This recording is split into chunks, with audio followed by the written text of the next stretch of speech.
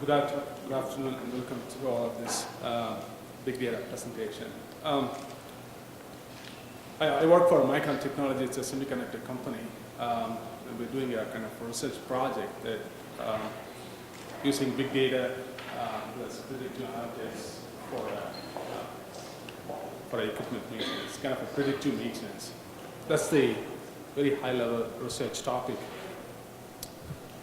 I'm going to look at the brief agenda. What we're going to talk about today is just what's the problem today that we face in our industry, and what leads to a research objective, what are we going to resolve with big data and machine learning concepts.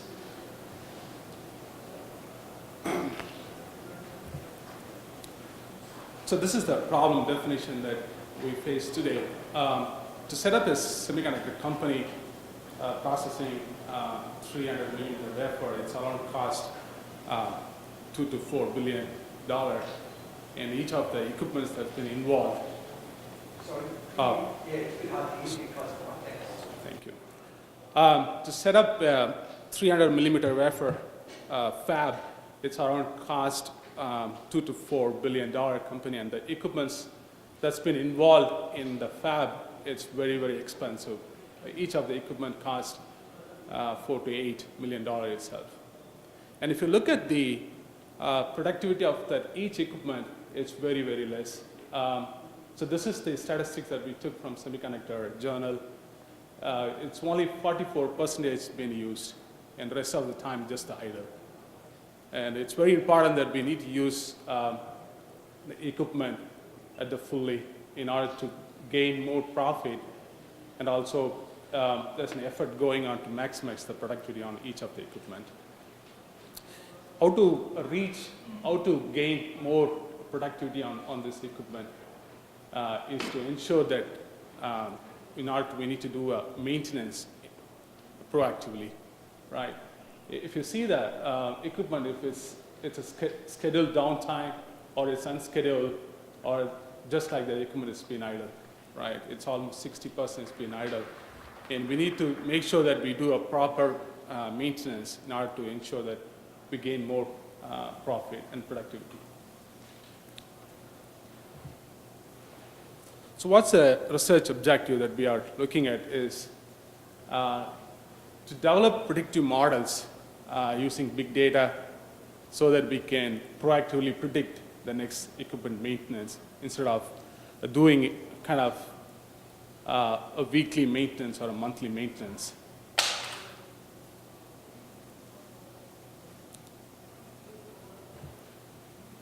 So just want to give a brief picture of how the semiconductor process works. It's all the way from a sand to a semiconductor chip, right? We have a sand, and it's converted to a semiconductor chip. So during this process that from sand to chip, we have like numerous steps that it undergoes. It's almost 500 to 600 steps been involved, and 1,000 number of equipments been involved in making a chip. So just want to touch upon, just to give a glimpse of what are the maintenance strategies that we follow in our industry, right? The first one is a run to failure or a breakdown maintenance, right? If the machine is broken, then we go on for a maintenance, right? That costs so much downtime, that costs so much productivity in the overall process. The second one, that's a common maintenance that we also do, kind of a periodic maintenance, right? If you have a car, we do a periodic maintenance on a monthly or annually, right? But generally, it doesn't need that kind of a periodic maintenance if the parts and the equipment is well working, and there's no need for do it. The third one is a condition-based maintenance. It's based on some kind of performance degradation in the equipment itself that shows that we need to do some maintenance, right? There's some kind of indicator showing in the equipment that shows us we need to do maintenance. But what the next one we're going to look at is kind of a predictive maintenance, that we're going to predict the next maintenance that we can do it. Kind of maybe in 2 days, it's going to break. Well, let's do a maintenance now, right? Instead of waiting, that's going to break. So that's a predictive maintenance. It's kind of a future in the maintenance policies. So this is kind of an evolution of maintenance engineering from a periodic maintenance, cycle-based, and a predictive maintenance. This is the future. It's kind of a proactive, active, and highest cost benefit. The reason is nothing but, maybe I'll give an example. So one of the equipment that we use in our semiconductor company is called ion implant tool. And most often, what we see, we change often the filament inside the plant tool itself. The reason is we don't know when it's going to break, so we simply change every week or every month. But we should have used that filament for another 2 or 3 months instead of just changing the filament, because we don't know when it's going to break. Right? So that's a major problem that we face in today. If we can predict the next cycle to change the filament, it will be awesome to maintain the productivity in making the chip. So what's the need for a big data in this whole context? The reason is it's simple. In the whole process of making a sand to a chip, there's numerous steps being involved.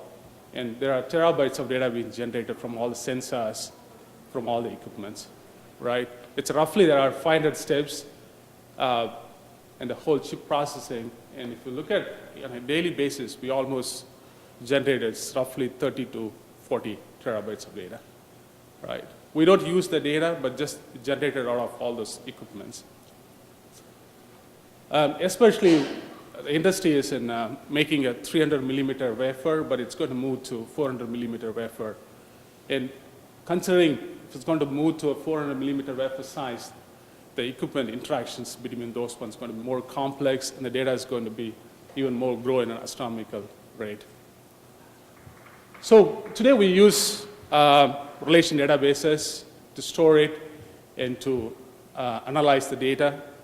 But looking at the data size it's growing, it's kind of, we feel that it's going to be hard to analyze it using relational databases, Oracle or SQL Server for that matter.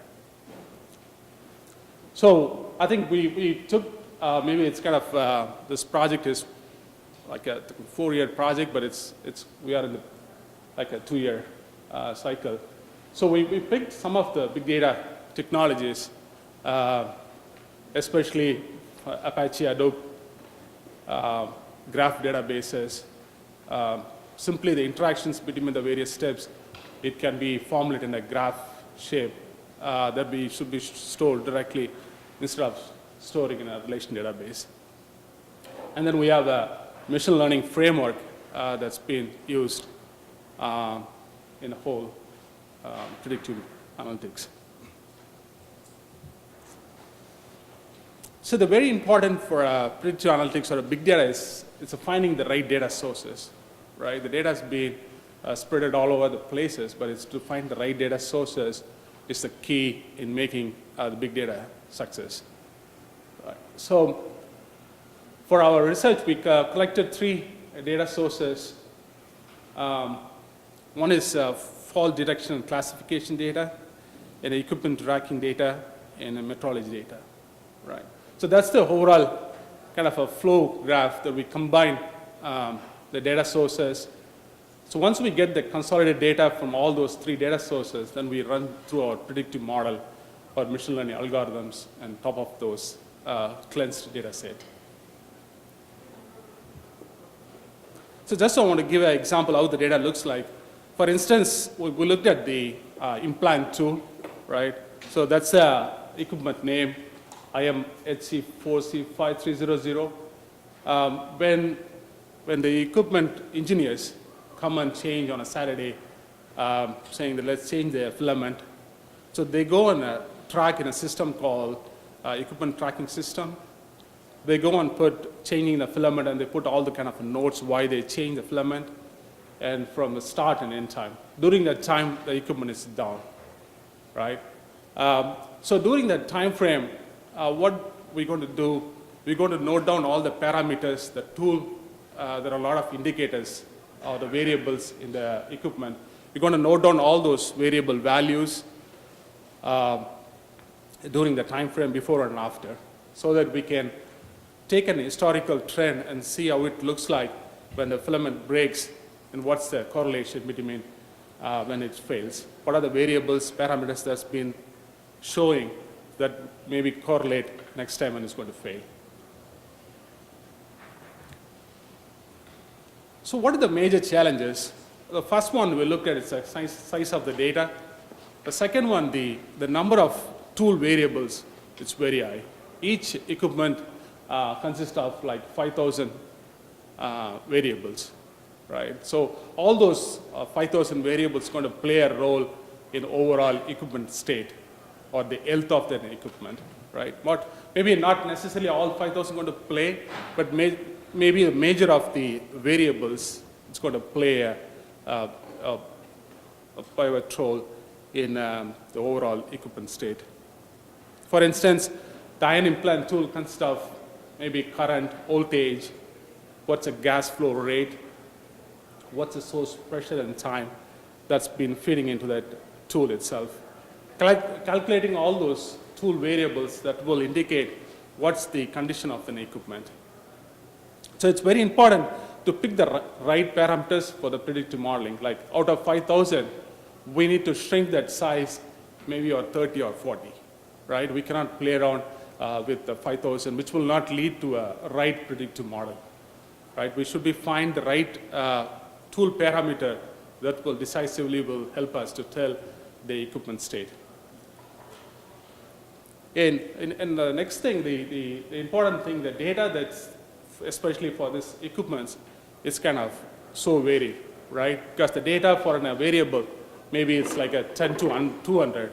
Maybe the other variable will have a value of 4,000 to 5,000. So each of the tool parameters is different. So we need to normalize the data in order to ensure that it's the same data that we are looking at.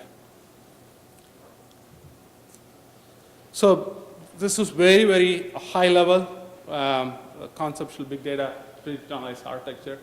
So we have 4 data sources. So we look at, it's kind of a tool log. So whatever happening in the equipment is being stored in a log files. It's all flat file. It's not a relational database sources. And it's all a flat file has been stored. All the events that's been happening in the equipment is all stored in the flat files.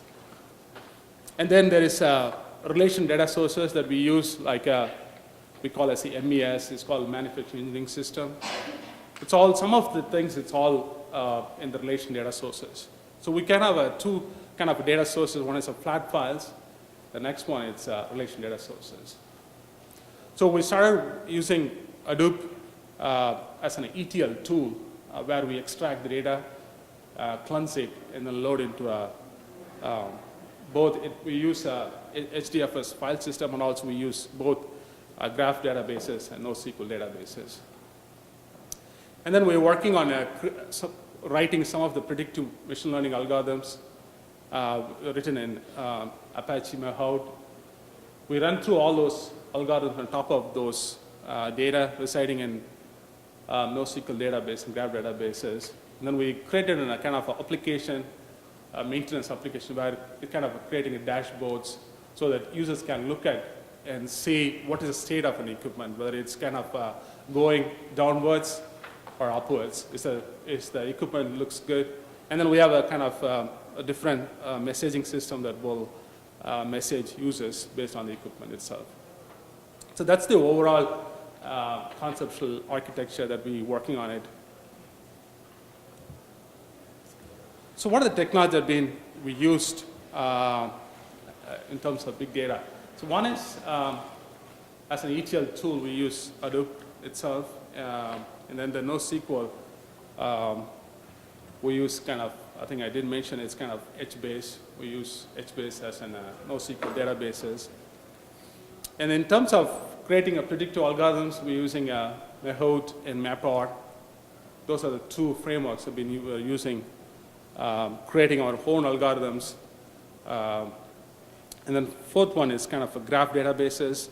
It's kind of Neo4j is one of the graph database. We store the interactions of all those in a graphical format so that we can run through our algorithms on top of the graph databases. Why do we use, I think graph database and predictive analysis goes hand in hand. The reason simple is there's a lot more complications between those, the steps that been going on, right? From each lot, we call it a lot or chip, that goes multiple stages of in the making of a chip. So the interaction is so complicated that if you want to use relation databases, we're going to have a multiple table joins. We're going to have a multiple hundreds, 200s of cross-table joins in order to get the data. So in order to store this graphical interaction, we use a graph databases that we store the whole interactions in graph format so that we can run through our algorithm on top of it. So, so these are the, some of the predictive models that we're working on it, still in the process that we're developing it so that we can compare it and see which one is benefits all of this one. I'm not going to dwell into much into this, each of this predictive model, but this is just an high level that I'm going to look at. It's kind of a dynamic data clustering. It's one of these research that we were looking at. Generally, the data cluster that we work on a static data set, right? But in terms of our data set, it's so dynamic, the data changes so often that how do you cluster the data to classify it? That's the kind of ongoing research that we're doing, kind of a dynamic data clustering, self-organizing maps, kind of heat map that shows the state of an equipment. And then Bayesian belief networks, partial least squares, and support vector machine. So these are the predictive models that we're working on it in order to predict the equipment maintenance. This is very high level thing, but just to give thing. So we have all the equipments, metrology data. We collect the data, and then we run through some kind of aggregation that's been using Hadoop or some other ETL software. And then we classification is another predictive model that we use to classify the data between a faulty and non-faulty wafers that is coming out of the system. The last one is kind of a corrective action. That's the one I was telling kind of thing. It's going to trigger the equipment engineers saying that the equipment is going badly or the health of the equipment is not in a good shape. So they come and correct the equipment itself. So that's the overall implementation strategy that we are looking at for predictive maintenance. It's very high level. This is kind of a predictive model. It's kind of a decision tree model. That's the first one is a kind of a filament. And if the heat of the filament is going up, we classify, and then we kind of have a tree shape kind of thing to find out which one has a problem. The next one is kind of, we are using support vector mission, kind of saying that in order for the two parameters that we use for equipment maintenance, one is nothing but the variables kind of using as an indicator. The next one is kind of the output coming out of the equipment itself, right? If the equipment is bad, the output is going to be also bad, right? So it's kind of a classifying based on faulty and non-faulty wafers that will help us to tell that whether the equipment is in a good shape or in a bad shape. So we are also a process of developing kind of a model. This algorithm is not implemented in Mayhood, so we are in the process of developing ourselves for our predictive models. So conclusion, so there's a project, there's a research project called Improve. It's kind of implementing manufacturing science solutions to increase equipment productivity and fab performance. It's a European Union funded project. I think it's a 4-year project that's been completed, and Micron is also one of the partners in this project. But I think we took over the project, we have started working on it. So it's kind of using this project for our project itself. So if you look at this one, there has been little has been published about the using machine learning techniques in semiconductor industry. There are not many papers about using machine learning in our industry itself. So we're going to, the data is growing in our industry, but it's very important to use the data so that we make our, from a reactive state to a proactive state. That's the whole idea. So we'll continue working on this project to make much more efficient so that we can use the equipment fully. So that's all my presentation. You guys have any questions? Any questions for our speaker? I have 2 questions. First one, use DOJ4 graph database. Did you use that mainly for storing your graphs, or did you use it for visualization or anything like that? Like I've worked with Network X, and I believe it's a similar graphic. Right. I think it's for both. It's kind of a story, kind of interactions between different variables so that we can see the correlation between those variables. Instead of having storing in multiple places, we can store the complete interaction. So if you're dealing with a lot of data points, let's say. Exactly. It's kind of storing all the data points instead of, and then storing as an object itself. If you try to, if you had, try to visualize many data points, it's going to just probably be a bit logic. Would you take summary data from that to create visual graphs? I think we're not looking at visualizing data because it's not going to help much, but to see that, right, exactly. Instead of having multiple joins so that we can see it in one place, actually. The second question I have is because I've recently started working with computer mathematics.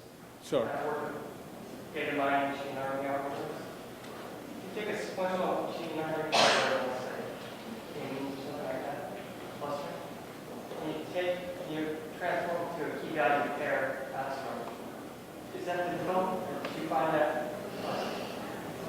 Because MapReduce uses key value pair Sure. transforms.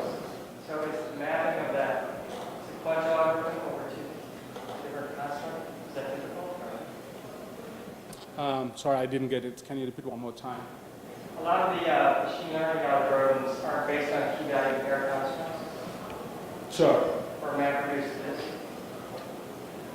So if you're going to use machine learning algorithms in Hadoop MapReduce, they have to be transformed to key value pairs, correct?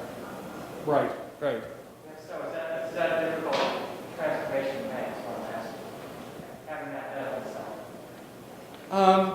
I think, first of all, writing MapReduce itself a complicated process, right? It's not, because we are all good in writing a sequential programming, but looking at a parallel programming, it's kind of even more complicated. And writing a machine learning concept in Hadoop, it's even more complicated, actually. It's not that straight, simple thing, actually. So it's an area that if we were to do it, or our organization was to do it, that would probably be a difficult learning curve. It's a difficult learning curve. Yeah, yeah. It's not easy to go and write for ourselves, right? Yeah. Question back there? Very nice talk. I just wanted to ask you a small question. As you were talking about the machine learning algorithms, so I could understand how classification is used in context of semiconductor maintenance. But what about like self-organizing math and dynamic clustering? In what context do you need it in this kind of framework? So the first one, we call as DDC. It's kind of because the tools, or we call as status indicators for each of the equipment, right? There will be like a 500 tool variables that will indicate what is the state of an equipment, right? So the value is going to be changed dramatically, right? So for instance, in a variable like I don't know, the gas flow rate, like we think that it's going to be 10 to 100. That's a max and min of a variable. But it can change from 100 to 200 also. It's because it's not a it's not fixed max and min, or min and max, but it's a dynamic max and min, actually. So we're going to plot, that's a part of the clustering, the dynamic nature of the clustering. The second one is, it's kind of a heat map to show the, I don't know, I think I didn't have the diagram, but it showed the, where are the problem in an equipment itself, right? It's kind of a producing heat map. I have two quick questions. Number one, parameters that you select out of 5,000 or more, Right. or what are, bad in, ugly out. So how do you select what parameters are the right parameters? That's question one. The second thing is discovery of, see, you can ask a question which implies that you know the boundaries, but what about the discovery of the unknown?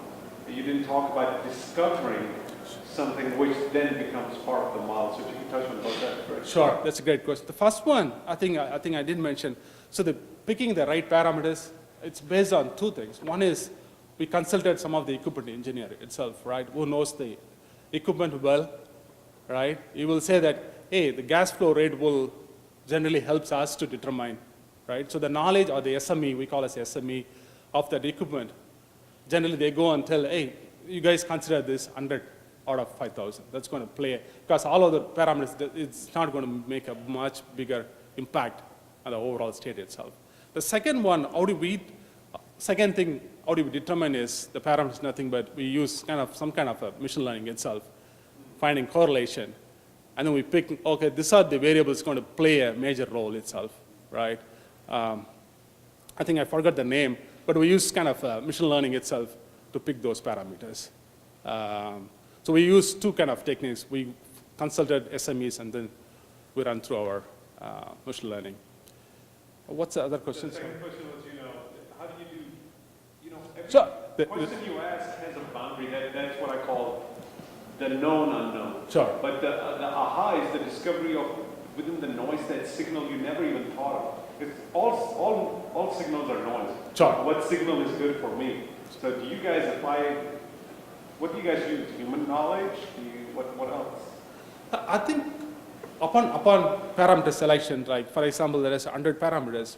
At the end of the day, we say that, hey, it looks like this 100 also doesn't look like makes any sense for us, thing, right?